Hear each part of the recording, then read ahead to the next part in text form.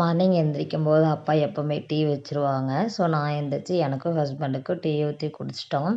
அப்பா பையன் 2 பேரும் விளையாடிட்டு இருக்காங்க. அம்மா வந்து இன்னைக்கு சாப்பாடு செய்யல. ஸோ நான் எந்திரிச்சு ஒயிட் ரைஸ் வச்சு ஹஸ்பண்ட் கப்புக்கு மட்டும் தக்காளி சாப்பாடு ரெடி பண்ணி கொடுத்துட்டேன்.